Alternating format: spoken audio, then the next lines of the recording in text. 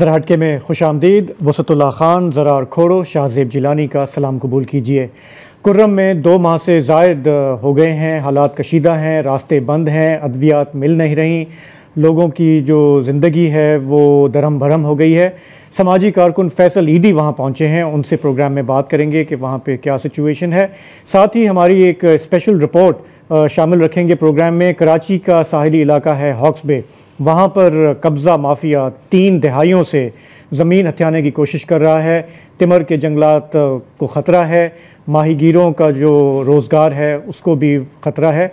ये क्या स्टोरी है, इस पर हम बात करेंगे, लेकिन आगाज़ करते हैं कुछ ख़बर से जो इस्लामाबाद से आई है।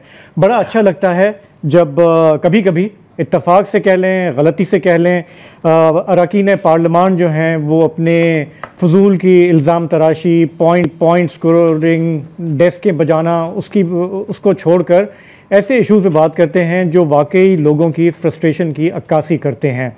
हमने देखा है कि कल और आज इंटरनेट के हवाले से जो बात कौम इस पूरे साल कहती आ रही है, महसूस कर रही है इंटरनेट के हवाले से, बिलाखिर वो भी अब पार्लियामान तक पहुंची। उन्हें ज़रा ख्याल आया कि हमें रिफ्लेक्ट करना चाहिए, और इसमें अपोजिशन नहीं बल्कि इत्तेहादी जमात गवर्नमेंट की पीपल्स पार्टी के अरकान ने आज इसको आर्टिकुलेट किया, इस फ्रस्ट्रेशन को। सबसे पहला जो फायर किया वो अब्दुल कादिर पटेल साहब ने। सत्यानाश इंटरनेट का क्यों मार दिया गया है इस मुल्क में? आप एक्स उठा लें, आप वाई उठा लें, आप जेड उठा लें, यहां वॉइस नोट नहीं खुलते, तस्वीरें नहीं खुलती। ये कौन सी फायरवॉल आप लगा रहे हैं जो लगते नहीं लग रही अब तक आपके पास? खुदा के वास्ते, जिन लोगों के कारोबार इससे मुंसलिक हैं उनको अरबों का नुकसान हो रहा है, स्टूडेंट्स की पढ़ाई मुतासिर हो रही है, लोगों के मैसेजेस किसी हद तक आपको जो करना है करें, लेकिन कर चुके हैं। अब तो ऐसा सत्यानाश कभी नहीं हुआ। मेरा क्वेश्चन ये कि ये फुल स्पीड से इंटरनेट चलना कब शुरू होगा? खुदा के वास्ते इसका जवाब दें। तो इंटरनेट का सत्यानाश क्यों हुआ? जवाब दिया आईटी की वजीर ने। उन्होंने कहा कि ये तासुर गलत है। हमारे पास जो आंकड़े हैं वो बताते हैं कि इंटरनेट की रफ्तार सुस्त नहीं बल्कि तेज़ हुई है। देखिए, यूज़र एक्सपीरियंस में हम डिनाई नहीं करते कि there have been challenges in the last couple of months, मगर सर कुछ हकीकतें हैं जिसको हमें सामने रखना है। सर 24% मोबाइल इंटरनेट यूजेज में सर्ज आई है। These numbers are supported by export figures. Year on year November की एक्सपोर्ट ग्रोथ 25% है, इंटरनेट यूजेज की ग्रोथ 24% है, और इंटरनेट स्पीड की जो टेक्निकल बुनियाद पे बेहतरी है वो 28% है एवरेज स्पीड की। क्वार्टर पहले 5 महीने जो फाइनेंशियल ईयर के हैं, 5 मंथ की जो ईयर ऑन ईयर ग्रोथ है वो इंटरनेट आईटी एक्सपोर्ट्स की 33% है। ये रिपोर्टेड नंबर्स हैं, क्वांटिफाइबल नंबर्स हैं। This is what I wanted to set the record straight. और ये रिपोर्ट पता है किसने बनाई है? जी, पीटीए ने। तो हुकूमत की अपनी रिपोर्ट। देखिए, जहाँ तक एक्सपोर्ट्स की बात है ये सही भी हो सकती है। इनफैक्ट मैं कहा कि पिछले रोज हमारी बात हो रही थी, वो कह रहे थे कि यार ये डील्स पहले से होती हैं, so on and so forth, इसका इम्पैक्ट आपको बाद में मिलेगा। दूसरी बात, इंटरनेट ग्रोथ एक अलग चीज़ है, हाँ, इंटरनेट यूसेज एक अलग चीज है। यहाँ जो कादिर पटेल साहब का सवाल है, और तो हम सबका वो स्पीड का मसला है, उसका भी उन्होंने जवाब दिया है। 28% बढ़ी है, 28% बढ़ी है, लेकिन फिर ये वही हैं जो कहती हैं कि पाकिस्तान में तो सिर्फ 2% लोग ट्विटर इस्तेमाल करते हैं। ये अदादोशुमार आते कहाँ से? ये इस पे भी आते हैं। अच्छा। इनसे इसीलिए फिर दोबारा ये सवाल हुआ कि बीबी, ये जो आप कह रही हैं कि इंटरनेट बेहतर हुआ है, लिव्ड एक्सपीरियंस लोगों का ये है कि इंटरनेट नहीं चल रहा और कदगनें बढ़ती जा रही हैं। फिर उसके ऊपर आप एक डिजिटल पाकिस्तान का एक कानून ले आते हैं उसी मुंह के साथ। एक ऑनरेबल रिप्रेजेंटेटिव आपको बता रहा है कि इस मुल्क में आईटी का क्या निज़ाम है, इंटरनेट की क्या हालत है। आप डिजिटल नेशन पाकिस्तान का बिल ले आते हैं। मुझे तो हंसी आ रही थी उस दिन वो बिल जब आया कि कौन से इंटरनेट पे और कौन से डिजिटल पाकिस्तान पे हम बात कर रहे हैं जहाँ पे इंटरनेट फैसिलिटी है ही नहीं, और यहाँ पर जो जिम्मेदार हैं वो यूजर्स को कहते हैं कि जी आपका इंटरनेट सर्विस प्रोवाइडर गलत होगा, इंटरनेट सही है, ये कहा जाता है। फायरवॉल सुन सुन के हमारे कान पक गए। जो कादिर पटेल ने कहा हर चीज दुरुस्त है, जवाब नहीं मिल रहा। जिन लोगों ने तबाही फैलाई है, डिजिटल स्पेस को टेररिज्म या हैरेसमेंट के लिए यूज किया है, उनकी मैं मजम्मत करती हूँ। I totally disagree with the way they are using things and platforms on the digital cyberspace. लेकिन सर फिर बाकी लोग जो ये काम नहीं कर रहे उनको तो आप सजा दे रहे हैं। अच्छा, ये तो हुए इत्तेहादी जो हैं गवर्नमेंट के, पीपुल्स पार्टी वाले। घुन पिसराज शाजिया मरी ने यह भी कहा था कि हमें यही नहीं मालूम, हालांकि इत्तेहादी हैं, हमें यही नहीं मालूम कि हुकूमत की जानिब से इस मसले से किससे जवाब लिया जाए। हर कोई दूसरे की तरफ गेंद उछाल देता है, कोई इज्तिमाई जिम्मेदारी भी होती है या नहीं। जी, तो आज तो पार्लियामान में IT वजीर थी, she was in the line of fire. इससे पहले, ये पीपल्स पार्टी से पहले PTI अपने तहफ़्फ़ुज़ात ज़ाहिर कर चुकी है और उनका जो एतराज़ है वो भी आप इग्नोर नहीं कर सकते। बलूचिस्तान में नॉर्मल टेलीफोन जो है वो नहीं चलता, वहाँ पे आप GSM फ़ोन नहीं चलाते हैं तो आप मतलब चल रहे हैं डिजिटाइजेशन की तरफ हैं। तो इसको हथियार बना के पाकिस्तान की आवाम के खिलाफ इस्तेमाल किया जा रहा है और सर्वेलेंस पर्पसेस के हर एक एस्पेक्ट जो है आपके मोबाइल फ़ोन के ज़रिए, क्योंकि मोबाइल सिस्टम्स अभी स्मार्टफोन्स पहले हुए हैं तो हर एक चीज़ आपकी ट्रैक है। बुनियादी तौर पे पाकिस्तान की आम आवाम के ऊपर मुकम्मल जासूसी करना। इन अथॉरिटीज़ में रिटायर्ड या सर्विंग आर्म फोर्सेस के पर्सनल को आके बिठा दिया जाएगा और इस वक्त आप देखिए कि कितने पर्सनल, कितने ऑफिसर्स हैं रिटायर्ड या सर्विंग 2 स्टार या 3 स्टार्स जनरल्स हैं या एडमिरल्स हैं या air marshals, air vice marshals बैठे हुए हैं। तो सिविलियंस क्या नहीं है इन कामों के लिए, तो लिहाजा ये चीज़ ख़त्म होनी चाहिए।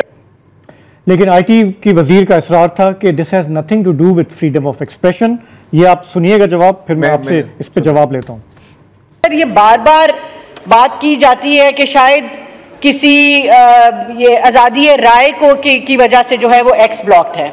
मैं सिर्फ इतनी वजाहत करना चाहूँगी कि पाकिस्तान के अंदर जो सबसे ज़्यादा अवामी लेवल के ऊपर जो प्लेटफॉर्म्स इस्तेमाल होते हैं वो या टिकटॉक है या फेसबुक है। एक्स की यूजेज 2% से भी कम लोग करते हैं पाकिस्तान के अंदर, और अगर तो इसको बंद करने का मकसद आज़ादी राय के ऊपर अटैक करना होता तो आज एक्स ना बंद होता, शायद टिकटॉक और फेसबुक बंद होते। इस मुल्क में जितनी आज़ादी राय है, मेरा नहीं ख्याल किसी मुल्क में है। जिसका जो दिल कर रहा है डेफेमेशन भी करता है। पब्लिक ऑफिस होल्डर्स तो ऐसे हैं जैसे पब्लिक प्रॉपर्टी हैं। हमारे ऊपर जो इल्ज़ाम लगते हैं, जो ज़बान इस्तेमाल की जाती है, उसका यहाँ पे कोई कॉग्निजेंस नहीं है। फ्रीडम ऑफ एक्सप्रेशन और फ्रीडम ऑफ स्पीच की इस मुल्क के अंदर सर इंतहा है आज। अच्छा, ये बात ये काफ़ी दफ़ा कर चुकी हैं कि ट्विटर जो है वो सिर्फ 2% लोग इस्तेमाल करते हैं। ये सवाल उठ रहा है हमारे डिजिटल राइट्स एक्टिविस्ट की तरफ से कि आपने ये आंकड़े कहाँ से निकाले हैं। ये तो मैंने अभी एक ट्विटर पे ही एक पोस्ट देखी है वकास नदीम साहब की, उन्होंने बैठ के इसको कैलकुलेट भी किया है और उनका कहना है कि कोई तकरीबन 40 लाख के करीब यूज़र्स हैं। और ये जो मैप है ये दिखा रहा है आपको कि हमारे यहाँ बाकी जो सोशल मीडिया ऐप्स हैं वो कितनी पॉपुलर हैं। लेकिन सवाल ये नहीं कि ट्विटर कितने लोग इस्तेमाल करते हैं, सवाल ये है कि वहाँ पे जो भी लोग इजहार कर रहे थे, जो पॉलिटिक्स पे बात कर रहे थे, अगर उसको बंद करने का मकसद नहीं था तो फिर ट्विटर को क्यों बंद किया? देखो, इसका जवाब parliamentary secretary for cabinet division है साजिद मेहदी, उन्होंने पार्लियामेंट में दिया। उन्होंने कहा जी कि जब भी वजारत दाखिला मुनासिब समझेगी हम एक्स को बहाल कर देंगे, इसलिए कि वजारत दाखिला को पता है कि कौन से हालात हैं और किन हालात में ये साजगार होगा एक्स को बहाल करना। उन्होंने जवाब दिया। कितने लोग इस्तेमाल करते हैं? आपने अभी 40 लाख का एक फिगर आया है सामने किसी डिजिटल राइट्स वाले के। इतना टेंशन देते हैं 40 लाख लोग कि आपने ट्विटर को बंद कर दिया, और इसके बावजूद तमाम हुकूमती इदारे, तमाम हुकूमती सियासतदान, हर कोई इस्तेमाल कर रहा है। अच्छा, मतलब अब मुझे नहीं समझ, इस पर अब इतनी दफ़ा बात कर दी है कि अब मेरे पास और कुछ रहा नहीं। शिजा का ये आर्गूमेंट बिल्कुल सही है कि हमारे यहाँ हद है आज़ादी इजहार की, अंत है। हाँ, मैं इसकी मतलब मुकम्मल हिमायत करता हूँ, फैक्चुअल है ये बात, इसलिए कि हमारे यहाँ आप देखें अफ़गानिस्तान से ज़्यादा आज़ादी इज़हारी है, चाइना से ज़्यादा है, रशिया से ज़्यादा है, ईरान से ज़्यादा है, खलीजी ममालिक से ज़्यादा है, आधे से ज़्यादा अफ्रीकी ममालिक से ज़्यादा आज़ादी इज़हार है। और क्या चाहिए यार आपको? शुक्र करें, नॉर्थ कोरिया से ज़्यादा है। बात तो है, शुक्र करें। हाँ, लेकिन 2025 में होगी या नहीं कुछ नहीं। आज़ादी इज़हार के बारे में जो सबसे जो तारीखी और मतलब सुनहरी जुमला है ना, वो ईदी अमीन साहब का था क्या? वो था कि इस मुल्क में मुकम्मल आज़ादी इज़हार है, इजहार के बाद की आज़ादी की कोई गारंटी नहीं। और जिस तरह के कवानीन आ रहे हैं कोई गारंटी नहीं। तो लेकिन मुझे ये इनका जो दावा था कि इंटरनेट की रफ्तार जो है वो बेहतर हुई है 28% इन्होंने कहा। यार मैंने समझना चाह रहा हूँ कि ये तो पीटीए क्या झूठ बोल रहा है? मतलब हमारी क्या मजाल कि हम क्वेश्चन करें। अच्छा, दूसरी बात यह है कि इन्होंने ये भी कहा है आगे का मुस्तकबिल का नक्शा भी तो दिया यार, पूरी कहानी सुना करो। उन्होंने कहा जी इस वक्त हमें 274 मेगाहर्ट्ज़ की गुंजाइश मैसर है जो है, और हम उसे बढ़ाने की पूरी कोशिश कर रहे हैं। अगले 2 बरस में 4 और जो अंडर वाटर केबल्स हैं वो हमें मुहैया हो जाएंगे, और हमें इंटरनेट से पैदा होने वाले माशी मौक़े से ऐसा नहीं है कि हम गाफिल हैं, लेकिन कौमी सलामती से बढ़ के कुछ भी नहीं है, ये बात भी दुरुस्त है। साइबर सिक्योरिटी का मजबूत करने की ज़रूरत है ताकि डेटा लीक्स और मुल्क दुश्मन अनासिर और ताकतों के साइबर हमलों से बचा जा सके। सही है, ये बात भी दुरुस्त है। तो फिर गलत क्या है? बिल्कुल ठीक जा रहे हैं हम लोग। मैं तो कह रहा हूँ सब सेट है, सब सेट है। तो ब्रेक ले लें, ले ही लो फिर। मैं तो या कुछ और बात करेंगे आप? नहीं, वो पंजाब में जो कुछ हुआ है वो भी सेट हुआ है, अच्छा हुआ है। की तो बात करें ना, मतलब अगर हमारी तनख्वाहें नहीं बढ़ रही हैं तो क्या बात है? पंजाब जो है वो पाकिस्तान का सबसे बड़ा सूबा है, वहाँ का इंफ्रास्ट्रक्चर सबसे ज़्यादा तरक्की याफ्ता है, और मेरा ख्याल है कि आम आदमी की जो तनख्वाह है वो भी शायद पंजाब में सबसे ज़्यादा है, 37,000 रुपये माहाना मिनिमम जो है, मिनिमम जो है 37,000 रुपये माहाना है। अच्छा, इसकी रोशनी में जो अवाम के मुंतखब नुमाइंदे हैं, महंगाई तो उनके लिए भी है बेचारे, वो भी ज़ाहिर है। अच्छा, तो अवाम जौक दर जौक उनके डेरों पे आते हैं दरख्वास्तें लेके, फिर वो तो आम क़याम का बंदोबस्त, सफरी अखराजात वगैरह सब अगर कर दिए जाएँ तो अब मैं एक माहौल बना रहा हूँ, मैं देख रहा हूँ मजलिस, तो उसकी रोशनी में बहुत मामूली सा इजाफा हुआ है। पंजाब असम्बली ने जो बिल, अच्छा मज़े की बात है अक्सरियत ने बिल की हिमायत में, अच्छा पीटीआई जो है, मैं सोच रहा था कि वो शायद वॉकआउट करे कि ये जो आप लोगों ने अपनी तनख्वाहों में खुद ही इजाफा कर लिया है हम नहीं लेंगे। पीटीआई ने हर बात की सिवाय इस बात के कि हुआ क्या है, 860% इजाफा वज़ीरों की तनख्वाहों में हुआ है और एमपीएस की तनख्वाहों में 460% इजाफा हुआ है। कहाँ से कहाँ पहुँचा? अब इसका ब्रेकअप मैं अगर करूँ तो ये है कि जो सूबाई वज़ीर है उसकी तनख्वाह बेचारे की थी पहले 1 लाख, तो अब उन्होंने कैलकुलेट महंगाई वगैरह करके उसको 9,60,000 रुपये कर दिया है, वो कोई ज़्यादा इजाफा नहीं है। स्पीकर की तनख्वाह 1.25 लाख थी, उसे बढ़ा के 9.5 लाख कर दिया है। अच्छा, पार्लिमानी सेक्रेटरी की तनख्वाह 83,000 थी, अब उसे 4.5 लाख मिलेंगे, तो थोड़ा सा उसे सांस लेने का मौका मिलेगा। वज़ीर आला के जो मुशीर और खुसूसी मुआवनीन हैं वो अब तक 1 लाख रुपए बेचारे उनको मिलते थे, अब उन्हें मिलेंगे 6,65,000 रुपये। और जो एमपीए है उसकी माहाना तनख्वाह बेचारे की सिर्फ 76,000 रुपये थी, अब उसे बढ़ा के 4 लाख रुपए करना पड़ा है। ये है तनख्वाह। उसके अलावा अगर पेट्रोल अलाउ है, यूटिलिटी बिल्स ऑलरेडी अलाउ हैं, कोई अगर रेजिडेंशियल सहूलतें, किराया विराया है, उसको अगर आप कैलकुलेट कर लें तो थोड़ा सा और इजाफा हो जाए। लेकिन ये जो आप तनख्वाहें बता रहे हैं ये तो बहुत कम थी, बहुत ही कम थी, मतलब बहुत ही अनरियलिस्टिक थी। तो मतलब थोड़ा उसमें बढ़ा देते, ज़्यादा नहीं बढ़ा दिया। यार मेरे ख्याल सारा मसला ही यही है ना कि आपने 800-900% पे गेम कर। अच्छा, वजीर का ज़्यादा बढ़ाया है। हाँ, वज़ीरों का काम, उसके इख्तियार भी ज़्यादा हैं, तो वज़ीर आज़म तनख्वाह लेता ही नहीं है। वज़ीर आज़म तनख्वाह नहीं लेता। मेरा ख्याल चीफ मिनिस्टर भी शायद पता नहीं तनख्वाह लेती हैं या नहीं, मुझे पूछा नहीं, मैं नहीं पता। तो ठीक है, हम जल तो नहीं रहे उनसे, थोड़ा सा जल रहे हैं, थोड़ा सा।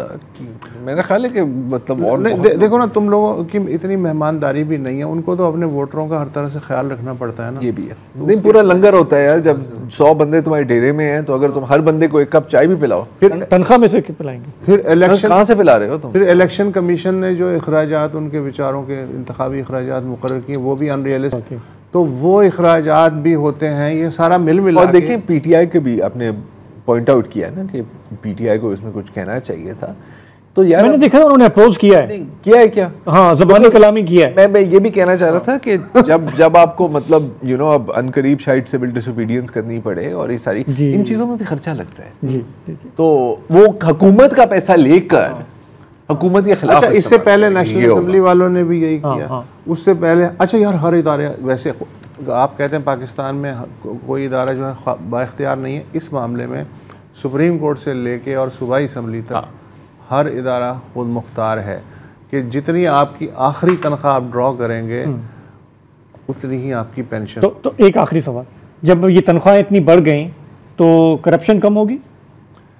यकीनन कम होगी। हाँ जरूर, यकीनन कम होगी। हाँ, उम्मीद है। चले 9.5 लाख रुपए तो कम होगी ही होगी। हाँ, जिसकी तनख्वाह बढ़ी है। हाँ, चले ठीक है, ब्रेक ले ले।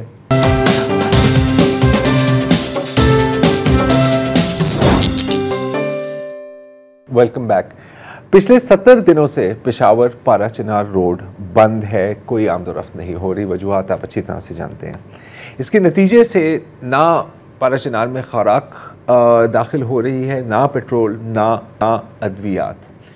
पीर के रोज़ जावेद हुसैन जो हमारे पारा चिनार में डॉन के नुमाइंदे हैं, उन्होंने हमें एक तफसीली रिपोर्ट भेजी, हमने उसको नशर भी किया और वहाँ पर हमें दिखाया कि हस्पतालों का क्या हाल है, डॉक्टरों का क्या हाल है और पेशेंट्स का क्या हाल है। और हर एक शख्स का सिर्फ एक ही कहना है कि हमें अपने हाल पर ही छोड़ दिया है, और ये बात सच भी है। कहीं कहीं चॉपर्स के ज़रिए कुछ अद्वियात, कुछ और सप्लाईज पहुंचाई जाती हैं, लेकिन ये नाकाफ़ी हैं उस खित्ते के लिए जहां पर लाखों लोग आबाद हैं। तो जिनका कोई नहीं होता उनका हमने देखा है कि उनकी मदद करने के लिए ईदी फाउंडेशन। अच्छा, ये जो आपने कहा ना कि नाकाफ़ी इमदाद है, खैबर पख्तूनख्वा हुकूमत ये नहीं समझती। नहीं, वो नहीं समझती। वज़ीर आला के हेलीकॉप्टर में 3 बार दवाओं की 3 खेपें पारा चिनार में लैंड की गई हैं और खैबर पख्तूनख्वा हुकूमत का कहना है कि अगले 2 माह की जो तिब्बी ज़रूरियात वो पूरी हो गई इलाके की, उनके लिए काफ़ी हैं। अच्छा, 3-4 लाख आबादी है जी, और मेरा नहीं ख्याल कि आप में से इन 4 लाख लोगों में से एक भी आपको मिलेगा जो कहेगा कि जी बहुत शुक्रिया, आपने हमारी सारी ज़रूरियात पूरी कर दी हैं। हमें अब जो अभी ज्वाइन कर रहे हैं पेशावर से फैसल ईदी साहब। ईदी साहब, सबका बहुत बहुत शुक्रिया, ना सिर्फ हमें ज्वाइन करने का बल्कि पारा चिनार और कुरम के अवाम की मदद करने का। आपका पहला, आप वहाँ पहुँचे एयर एम्बुलेंस में और पहला आपका चक्कर अस्पताल में का था, तो आप हमें बता सकते हैं कि वहाँ पर आपने क्या देखा? अस्सलाम वालेकुम। बिल्कुल, मैं जब पहुँचा 2 दिन पहले, तो सबसे पहले मैं हॉस्पिटल गया।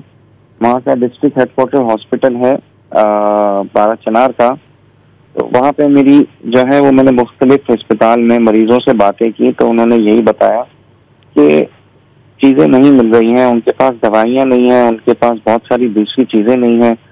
मैंने जो है जो दवाइयों की बात की, तो यहाँ तक कि इंसुलिन जो है, जो कि बड़ी तादाद में चाहिए, वहाँ पे बहुत सारे पेशेंट्स हैं शुगर के, और इसके अलावा बहुत सारी दूसरी लाइफ सेविंग मेडिसिन हैं, बहुत सारी वैक्सीन हैं, उनकी शॉर्टेज थी। और बहुत सारी चीज़ें जो है वो मरीजों ने बताई। अच्छा, वहाँ पे फ्यूल भी नहीं मिल रहा कि ट्रांसपोर्ट किया जाए मरीजों को सही तरीके से, बहुत मुश्किल से फ्यूल अवेलेबल है। खाने पीने की चीज़ें भी शॉर्ट हो गई हैं और है अभी इतनी कि जो है वो थोड़ी बहुत मिलती हैं, ऐसा भी नहीं है कि बिल्कुल भी नहीं मिलती, लेकिन रास्ता बंद होने की वजह से अब चीज़ें बहुत ज़्यादा शॉर्ट हो रही हैं और सूरत हाल वहाँ पे मुनासिब नहीं है। अच्छा फैसल साहब, मुख्तलिफ रिपोर्ट्स आ रही हैं, जैसे पीर के रोज़ हमें एक रिपोर्ट आई थी कि 6 बच्चों की हमें 6 अमवात की रिपोर्ट आई है। अब कंफर्म हम नहीं उसको कर सके। आप वहाँ पर क्या सुन रहे हैं? क्योंकि कहीं कहीं हम ये भी सुन रहे हैं कि शायद 29 बच्चे और मुख्तलिफ पेशेंट्स फौत हो गए हैं सिर्फ इस वजह से कि एक तो हीटिंग नहीं है, शदीद सर्दी है, उससे वो और मज़ीद बीमार हो रहे हैं, और फिर वो ग़िज़ाई किल्लत का शिकार भी हैं, और फिर अद्वियात भी नहीं मिल रही। आपने क्या सुना है? हाँ, कुछ इसमें बच्चों की तादाद है, मुख्तलिफ फिगर्स बताया गया मुख्तलिफ लोगों के थ्रू, लेकिन हकीकत है कि जब NICU विजिट किया तो पूरा खाली था। एक और प्राइवेट वहाँ पे चैरिटेबल हॉस्पिटल गया, वहाँ का भी NICU खाली था। मैंने पूछा क्यों खाली है, उन्होंने कहा ऑक्सीजन ही नहीं मिल रही, हमारे पास हीटिंग के इश्यूज हैं, हम बच्चे रख ही नहीं पा रहे, तो हम क्यों जो है वो NICU को ओपन रखें। तो इसकी वजह से हमें सप्लाईज नहीं मिल रही हॉस्पिटल चलाने की, मुख्तलिफ वार्ड चलाने की। तो उसलिए उन्होंने ऑक्सीजन, ऑपरेशन थिएटर में गया तो एक ही सिलेंडर में ऑक्सीजन थी, उन्होंने सिर्फ इमरजेंसी यूज के लिए रखी हुई थी। आप क्या कितना सामान पहुंचा सके हैं? अब जाहिर है कि एक ही एयर एम्बुलेंस है, आप वहां पे सप्लाईज भी आपने पहुंचाई और मेरा ख्याल है कि आपने कुछ पेशेंट्स को पेशावर भी शिफ्ट किया है, तो इसके बारे में आप हमें क्या बता सकते हैं? हमने जो है वो तकरीबन 2 दिन से जो है वो हमारा जहाज जो है वो मुसलसल चक्कर लगा रहा है और पेशेंट्स मुख्तलिफ नौइयत के और जो है वो पहुंचा रहा है। और यहाँ से पेशावर से आज हमने एक डेड बॉडी भी जो है ट्रांसपोर्ट की है और मजीद 2-3 डेड बॉडीज और हैं पेशावर में जिनको वहाँ पहुँचाना है हमें। ये हमारा जहाज बहुत छोटा है, इसकी वजह से हम वहाँ पे इतनी ज़्यादा मदद नहीं कर पा रहे हैं। हेलीकॉप्टर हमारे आने के बाद हेलीकॉप्टर ने 2 चक्कर लगाए हैं, एक सारा चनार में उन्होंने जो है वो मेडिसिन जो है वो सप्लाई की और दूसरा हेलीकॉप्टर वहाँ पे जो दूसरे सुन्नी इलाके हैं उनमें जो है वो मेडिसिन उन्होंने सप्लाईज की हैं। तो ये वक्ती तौर पे तो उन्होंने ज़रूरत पूरी कर दी है, ये मेडिसिन है, लेकिन हॉस्पिटल सप्लाईज की भी शॉर्टेज है। यहाँ पे ज़रूरी होगा कि ये रास्ता जो है वो खोला जाए, क्योंकि 3 से 4 लाख की आबादी है। आप उनको हेलीकॉप्टर्स के जरिए या जहाज़ों के जरिए सप्लाईज नहीं दे सकेंगे, अगर देंगे भी तो वक्ती तौर पे दे सकेंगे। आपको यहाँ पे फ्यूल की बहुत ज़्यादा शॉर्टेज है और बच्चे स्कूल अब नहीं जा रहे हैं। वहाँ पे बच्चों की तादाद स्कूल जाने की वो जो है वो 1/4 हो चुकी है, क्योंकि फ्यूल नहीं है जिसकी वजह से उनको पिक एंड ड्रॉप किया जा सके। तो मतलब सफ़र तो सभी कर रहे हैं ना फिर फैसल भाई? मतलब जो ये झड़पें शुरू करते हैं या जो कत्लेआम करते हैं उनके भी तो घर वाले या वो खुद या उनके बच्चे भी तो सफ़र कर रहे हैं। तो आपने देखा है, आपका हमेशा एक अमन का ही पैगाम रहा है, आपके वालिद साहब का भी एक अमन का ही पैगाम रहा है। कुरम और पारा चनार के लोगों के लिए आपका इस वक्त क्या पैगाम है? देखिए, मैं दोनों जो है वो फरीकैन है, मैं उन दोनों से अपील करूंगा कि जो है वो गुस्से को तर्क करें, नफरतों को रद्द करें और आपस में बैठें। हुकूमत पाकिस्तान, पाकिस्तानी फौज और ये जो खैबर पख्तूनख्वा की हुकूमत काफ़ी अरसे से कोशिश कर रही है इनकी आपस में सुलहनामा कराने की, तो ये सुलहनामे की तरफ इनको बढ़ना चाहिए और जो है वो बड़े दिल से जो है वो इनको हिम्मत करनी चाहिए, ताकि जो है ये इंसानी जो एक मसला खड़ा हो रहा है इसको रोका जाए और ये चीज़ें जो है वो फिर लंबा अरसा चलती हैं। और पाकिस्तान में ये काफ़ी अरसे से हम ये सुनते आ रहे हैं, ये इनफैक्ट 1920 से ये मामला शुरू हुआ है, अंग्रेज़ों के ज़माने से, जब से अंग्रेज़ों ने ये डिवाइड एंड रूल की स्ट्रेटजी अपनाई थी हिंदुस्तान में कि यहाँ की जितनी कम्युनिटियाँ इनको आपस में लड़वा के हुकूमत करते रहें, तो उसको अब ख़त्म होना चाहिए। ये सिलसिले अगर ये याद करते रहेंगे पुरानी बातें और अब तक चलाते रहेंगे तो ये नहीं चल सकेगा, हम तरक्की भी नहीं कर पाएंगे और हमारे लोग इसी तरीके से सफ़र करते रहेंगे। बिल्कुल, ठीक है, बहुत बहुत शुक्रिया फैसल साहब। अब सवाल ये है कि देखें, तो गए हैं, बहुत अच्छी बात है, मुल्क में और भी लोग हैं जो शायद वहाँ पे इमदाद करना चाहें। अगर रास्ता बंद होगा तो हर एक के पास एयर एम्बुलेंस तो नहीं है। अच्छा, हालांकि उसके लिए चूँकि वो इलाका गैर मामूली है, टेररिज्म का, बदअमनी का भी शिकार है, तो आर्मी की अच्छी खासी प्रेजेंस है, तो आर्मी एविएशन भी काम में आ सकती है या कोई एक इमदादी कॉन्वॉय जो रसद लेके वो जा भी सकता है। मुझे हैरत है कि ये जो 70 दिन हैं उनमें मैंने एक भी ऐसी खबर नहीं सुनी कि कोई इस लेवल पे तैयारियां हो रही हैं। मतलब अगर चीफ़ मिनिस्टर का जो हेलीकॉप्टर है वो 3 चक्कर लगा चुका है, तो क्या पूरे खैबर पख्तूनख्वा में सिर्फ चीफ़ मिनिस्टर के पास ही हेलीकॉप्टर है और किसी के पास नहीं? फिर एक सवाल है, इसका जवाब अभी तो नहीं है हमारे पास। चलें, हम एक ब्रेक लेंगे, यहाँ पे वापस आएंगे तो आपके साथ शेयर करेंगे हमारी खुसूसी इन्वेस्टिगेशन हॉक्स बे की ज़मीन के बारे में। मामला है तिमर के जंगलात का और ज़मीन पर कब्ज़े का।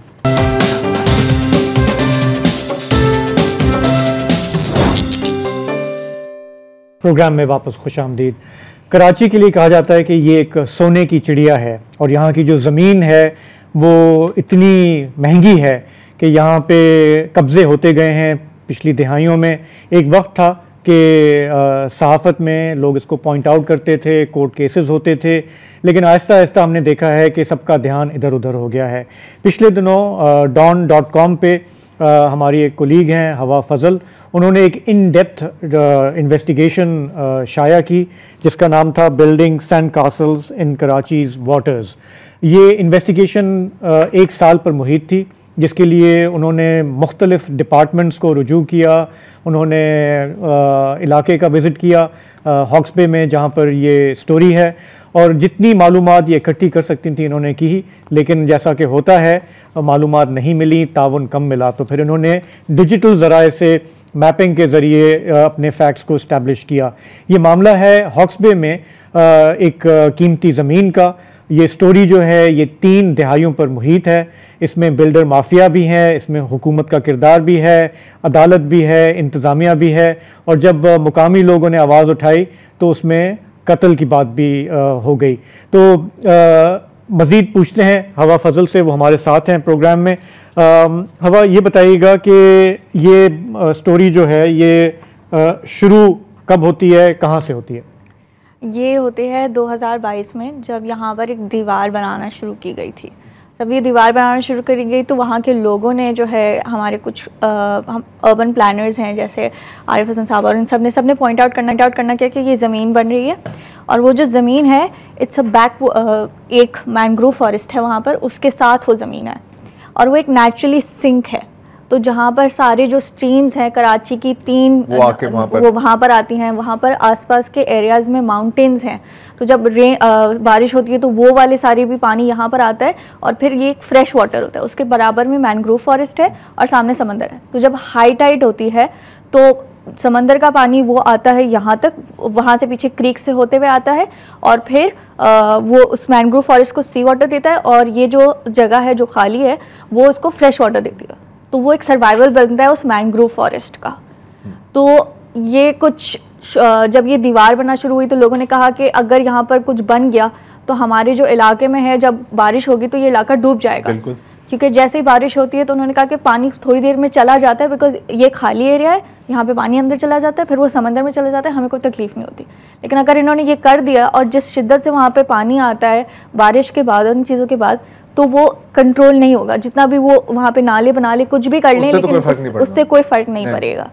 सो यहाँ से ये शुरू हुआ था। फिर वो तो अंडरस्टैंडेबली देख के भी लग रहा था कि ये एक प्रॉब्लम हो सकता है। फिर जब सवाल शुरू हुआ कि इसको कर कौन रहा है, ये दीवार किसने बनाई? पहले दीवार, फिर डंपर आने लगे ना, रेत नहीं, डंपर पहले से आने लगे अच्छा, थे। सही है। डंपर, लेकिन वो रात के वक्त आते थे, जितना लोगों ने मुझे बताया था, रात के वक्त आते थे तो पता नहीं चलता था, सुबह तक वो खाली होकर चले जाते थे।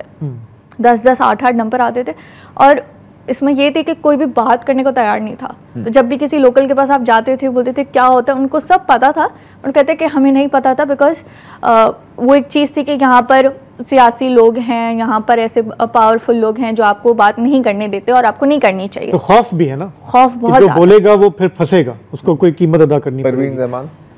हाँ, हमारे यहाँ मिसालें मौजूद हैं, फिशर फोक्स फोरम के कई लोग। बहरहाल जी, फिर यहाँ पे जब बात आई कि किसकी जो है ये किसकी मिल्कियत है, कौन बना रहा है, तो फिर जो एक ज़मीन की उसके लिए होता है तो आपको डिप्टी कमिश्नर के ऑफिस जाना पड़ता है। तो मैंने वहाँ पे गई थी।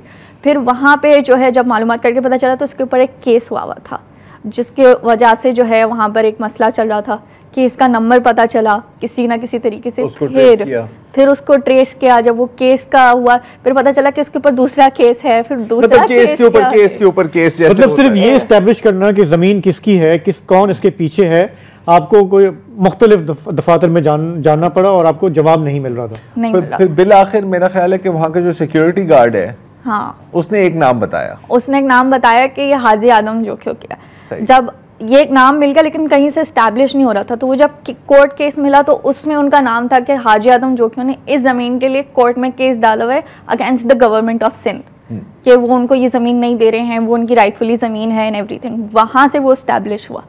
फिर एक बहुत बड़ी सीक्रेसी थी कि हाजी आदम जोखियो कौन है, बिकॉज आप जब उनको इंटरनेट पे गूगल पे सर्च करेंगे तो आपको बहुत सारी चीज़ें बिल्कुल पता नहीं चल जाएगी, लेकिन उनके ऊपर बहुत सारे नैब के केसेस वगैरह थे। तो फिर उस चीज़ को ट्रेस किया।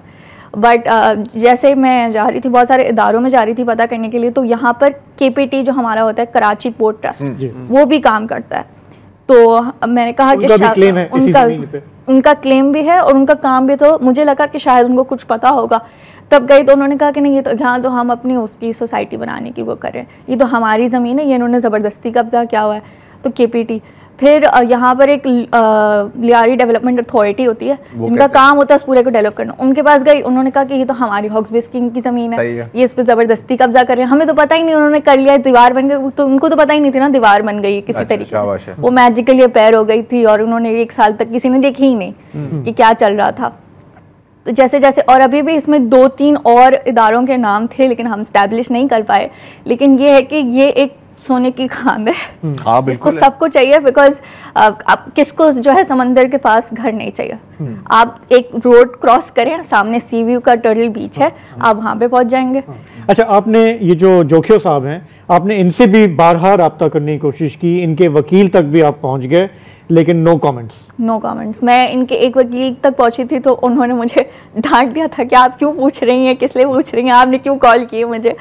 फिर उनका फिर पता चला कि दूसरे वकील के उनका चेंज हो गया है वकील, फिर उनसे भी बात करी, उनके ऑफिसेज में कॉल करी, उनके जो सारे केसेस के दूसरे लॉयर्स हैं, बिकॉज उनके पास बहुत सारे लॉयर्स हैं, सबको कांटेक्ट, बट किसी ने भी नहीं करी। पहले भी इन्होंने हाउसिंग सोसाइटी शायद इस इलाके में बताई थी, वो भी पीपा के बराबर हो गई थी। 1992 में गुलशन दोजान, वो यहाँ पे नहीं है, वो मलीर में स्कीम 33 के पास, वो उस जगह उसके अलॉटीज अब तक घूम रहे हैं, उसके अलॉटीज 1100 अलॉटीज अब तक घूम रहे हैं। मतलब ट्रैक रिकॉर्ड जो है वो भी जबरदस्त है, बहुत अच्छा है, बहुत अच्छा ट्रैक रिकॉर्ड। ठीक है। और जो आपका एक्सपीरियंस रहा कि लोग उनके नाम से खौफ खाते हैं, वो पीछे हट जाते हैं, वो बात नहीं करते, ऑफिसेज में भी और मुकामी लोगों को इतना नहीं पता था कि हाजी आदम जो कि वो होता है ना कि बस सियासी लोगों की है, हम बात नहीं करेंगे, कोई असर रसूख वाला बंदा है वो। लेकिन अच्छा, माजी में एक समाजी तंजीम ने थोड़ा सा चैलेंज किया था इनको, फिशर फोक फोरम ने। अच्छा, फिशर फोक फोरम ने शायद इस इलाके में नहीं किया था, वो जनरली ये इस तरह की इसी किस्म की चीज है ना, यहाँ पर तो बकायदा जमीन बनाई जा रही है इन द लिटरल सेंस। अगर हम थोड़ा सा जाएं, क्योंकि ट्रैक रिकॉर्ड भी इम्पोर्टेंट है, कि जो आपने जिक्र किया ना इनकी जो हाउसिंग सोसाइटी है, तो 1992 में कुछ ज़मीन थी जो इस्लामिक एजुकेशन ट्रस्ट के नाम पे थी। अब ये एक मिसाल है और इससे आपको पता लग जाएगा कि कराची में बिलखुसूस किस तरह गेम की जाती है। फलाही प्लॉट था, जी फलाही प्लॉट था, वहाँ पर उन्होंने कोई एजुकेशनल इंस्टीट्यूट, कोई इस तरह स्कूल टाइप चीज़ बनानी थी। इसके बावजूद 70 एकड़ हुकूमत ने अलॉट किए, कोई मुराद बीबी है, मुराद बीबी ने फिर ट्रांसफर कर दिया जो कि उस साहब को, और वहाँ पर प्लॉटिंग शुरू हो गई, केले वाले के अकाउंट में 1 अरब रुपए ऐसे, और वो प्लॉटिंग शुरू हो गई। और हालांकि फिर शोर बचा और अलॉटमेंट कैंसिल हुई, क्योंकि जो ये इस्लामिक एजुकेशन ट्रस्ट वाले के जो साहबजादे थे, उन्होंने कहा कि यार ये तो हमारी ज़मीन थी। लेकिन 2013 तक बायर्स को यही बताया गया कि नहीं आप टेंशन ना लें, जिसके बाद उन्होंने खामोशी से बाकी 2 और बिल्डर्स को ये ज़मीन तकसीम कर दी। नैब भी इन्वॉल्व हुआ, लेकिन कुछ हुआ नहीं। तो इससे आपको हौसला मिलता है कि हम कहीं और पे हम ये रिपीट कर सकते हैं, अरबों रुपए बना सकते हैं। एक ब्रेक लेते हैं, फिर हवा से ज़रा ये भी पूछेंगे कि इस इन्वेस्टिगेशन में उनको क्या मुश्किलात आई।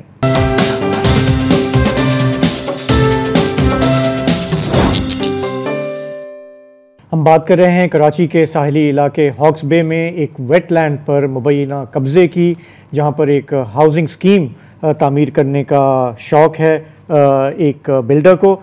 हवा ये बताइएगा कि हम कितने एरिया की बात कर रहे हैं जिस पर मुबैना तौर पे कब्ज़ा हो रहा है, या जहां से मैंग्रोव्स, तिमर के जंगलात जो हैं उनको ख़तरा होगा? ये जो ज़मीन है जो ओरिजिनली उनको अलॉट दी गई थी वो 319 थी एकड़ जी। और अभी जो हमने जब उसको गूगल अर्थ से मैप करा, जो वहाँ से हमने ऊपर से उसको करा, उसकी साइज़ मेजर करी, जहाँ पे उन्होंने पूरी दीवार खड़ी करी है 650 एकर्स, तो डबल से ज़्यादा लेना चाह रहे हैं। और उसके ज़्यादा मतलब almost equal but more to it, वहाँ पर मैंग्रोव फॉरेस्ट की ज़मीन है।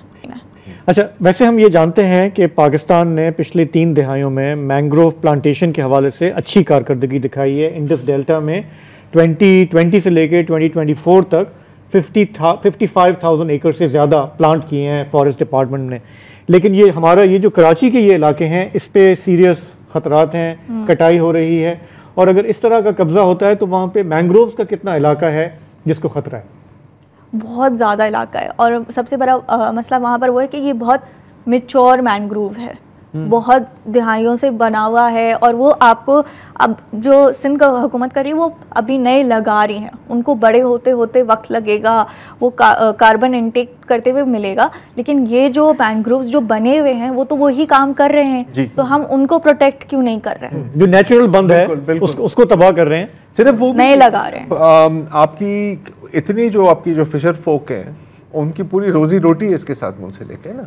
वहाँ पर जो लोग हैं उन्होंने मुझे कहा कि पहले यहाँ पर इसको बैक वाटर्स कहते हैं और क्रीक्स कहते हैं। उन्होंने कहा कि पहले जब हम यहाँ पर जाते थे तो हम एक घंटे का काम करते थे, सुबह उठते थे 7 बजे, 8 बजे तक हम लोग बोट में जाके बैठते थे, फिशिंग करते थे, और हमारे पास एक हफ्ते की पूरी इतनी कैच होती थी कि हम बेच कर इतने पैसे कमा लेते थे कि हम एक हफ्ते तक चलाते थे। लेकिन अब वो कहते हैं कि आज वो है कि बहुत सारे लोग जिनको अभी भी माहीगिरी करनी होती है तो वो समंदर में जाते हैं, 15-15 दिन तक वहाँ पर रहते हैं, बीच समंदर में जाते हैं जहाँ पर बहुत खतरात होते हैं। इतना आसान नहीं होता जितना एक क्रीक में करना होता है, और फिर भी उनको इतना नहीं मिलता कि वो एक हफ्ता अपना घर चला सके। मतलब 15 दिन में उनको इतना वो चीज़ें पकड़ते हैं जो वो पहले 1 घंटे में पकड़ लेते हैं। हाँ, तो ये रिसोर्स की जो हम बात करते हैं कि ये कमर्शियल एक्टिविटीज़ इस तरह की, उनका इम्पैक्ट लोगों पे कितना आता है? सबसे एक और मज़ेदार तो नहीं है लेकिन क्या करें कि ये जो ज़मीन है, अब मैं आपकी ही रिपोर्ट पढ़ा था, अगर मैंने दुरुस्त समझा है हवा, ये वैसे भी लोगों के रहने के लिए काबिल नहीं है। हाँ। क्योंकि इसकी जमीन में दलदली इलाका नहीं, सल्फर है, सल्फर जिसका मतलब है कि अगर आपने इसको सुखा भी दिया, जैसे कहते हैं ना, जमीन बना भी दी आपने, तैयार भी कर दी, और इसका नाम रखेंगे बीच सिटी हाउसिंग सोसाइटी, हाँ, और वहां पर प्लॉटिंग करके लोग रहने भी लगे तो उनकी सेहत को भी खतरात है। हाँ, उनको मुझे एक मेरीन डॉक्टर ने जिनका मैंने इंटरव्यू किया था, उन्होंने कहा था कि जब अगर लोग यहाँ पर जाकर रहेंगे तो उनको सांस लेने में भी मसला होगा, और उससे बहुत सारी जो बीमारियाँ पैदा होती हैं, क्योंकि वहाँ के इन्वायरमेंट में सल्फ़र है, बहुत ज़्यादा क्वांटिटी में है। बिकॉज जिस तरीके से उन्होंने ज़मीन को, ये गीली ज़मीन को उन्होंने सब सूखा बनाया और सब कुछ चीज़ें करी हैं, तो वो केमिकल का जो कंटेंट था, सल्फ़र का कंटेंट था, वो बहुत बढ़ गया है। उसके अलावा स्किन डिजीज़ भी होंगी वहाँ पर, बिकॉज़ वो ज़मीन की मिट्टी ऐसी है, अगर बच्चे बाहर खेलने जाते हैं या आप भी बाहर जाते हैं, और आप किसी भी तरीके से उसको सही नहीं कर सकते, क्योंकि वो चीज़ें फ़िज़ा के अंदर हैं, ज़मीन के अंदर है, जिनको आप बदल नहीं सकते। मिट्टी का हिस्सा है, मिट्टी का हिस्सा है। और मैंग्रोव तो उनको संभाल लेते हैं क्योंकि ये मैच्योर मैंग्रोव है। हाँ, लेकिन बंदा मैच्योर हो या इमैच्योर हो, उसकी तो कोई खैर नहीं है। कहते हैं ना, कुछ चीजें किसी मकसद के लिए होती हैं, उनको उसी चीज के लिए रहने देना चाहिए। जी, तो ये तो मतलब बीच डिजीज हाउसिंग सोसाइटी बन गई ना फिर तो एक तरह से। अगर ये किसी, मैं ये जानना चाह रहा हूँ कि आपकी जो इन्वेस्टिगेशन है, मतलब बहुत ही कम नज़र आता है आपके कोई इतना टाइम लगाए कि इन मामलात पे खोजना करने की। इसको छपे हुए 2 हफ्ते हो गए हैं, आपको उसके बाद कोई फीडबैक मिला है? फीडबैक जितने लोगों को मैंने ब्यूरोक्रेट्स को सबको भेजा था। नहीं, मतलब कोई गवर्नमेंट ने कोई किसी ने कहीं नोटिस लिया, किसी ने इन्वेस्टिगेशन की, कोई कोर्ट में गया ये लेकर के जी कि ये क्या हो रहा है, या हम बिल्कुल बेहस हो चुके हैं? आपने तो अपना फर्ज पूरा किया, लेकिन इसका इम्पैक्ट आगे, हैव यू सीन एनीथिंग? नहीं, अब तक मैंने कुछ भी ऐसा नहीं। अच्छा, लेकिन बिल्कुल ही एक ब्लीक, मतलब है ब्लीक पिक्चर, लेकिन शायद 100% और वो अगेन मैं आपसे ये सवाल पूछ रहा हूँ कि अब इसके अंदर केपीटी भी दोबारा दाखिल हो गए, हाँ ना, कि जी ये तो हमारा है, ये तो यहाँ पे हाउसिंग सोसाइटी बननी थी, और सिंध एनवायरमेंटल प्रोटेक्शन एजेंसी भी कुछ अमल दखल कर रही है। हंसे मत यार, वाकई कर रहे हैं अमल दखल। उन्होंने क्या करा? नहीं आप बताएं। उन्होंने कोई अमल दखल नहीं किया, उन्होंने उनको पता भी नहीं कि यहाँ पे दीवार बन रही है। चलिए, I take it back. Sindh DPA को आप खामखा में डिफेंड नहीं करना। वो फिर नेवी के भी स्टेक्स हैं, फिर न्यूक्लियर पावर प्लांट भी आसपास है, ये सारी चीजें तो हैं ना। और इसमें ना जो मतलब अब अगेन क्योंकि इतनी तफसीली रिपोर्ट है, मैं चाहूँगा कि आप जाके इसको थोड़ा प्यार मोहब्बत से पढ़ें, लेकिन बड़ी मज़ेदार चीज़ें हैं इसके अंदर, जिससे आपको ये जो पूरी जो बिज़नेस है ना ज़मीन की, वो आप थोड़ी सी समझ आती है। क्योंकि बीच में कहीं अच्छा बीच में से हुकूमत सिंध ने सारी अलॉटमेंट्स कैंसिल कर दी कि यार बड़े घपले हो रहे हैं, ठीक है, गवर्नमेंट चेंज हुई, गवर्नमेंट कैंसिल हुई कोर्ट, लेकिन फिर कोर्ट ने कहा कि चलो ठीक है, जो कि साहब को उन्होंने ऑफर की कि यार देखें अगर आप इजाफी इतने पैसे दे दें फी स्क्वायर यार्ड, क्योंकि जो आपने जो पैसे दिए थे वो तो बहुत कम है, तो हम एडजस्ट कर सकते हैं। हियर्स द फनी पार्ट, 2009 में जो प्राइस सेट हुई थी वो थी 92 रुपए फी स्क्वायर यार्ड इजाफी। हाँ, पिछले साल यानी 2023 में उन्होंने यही 92 रुपए दिए। हाँ। लेकिन इन कितने साल हो गए हैं, 14 साल के दरमियान जमीन की कीमत में कितना फर्क पड़ा था? देखिए 90s में जो जमीन जो है वो 200-300 थी, हाँ, वो अब जो है 24-25 हजार। हाँ, हाँ, ये फर्क पड़ा है ना। तो बड़ी अच्छी बिजनेस है यार, हम लोगों ने कभी क्यों नहीं किया ऐसी बिजनेस?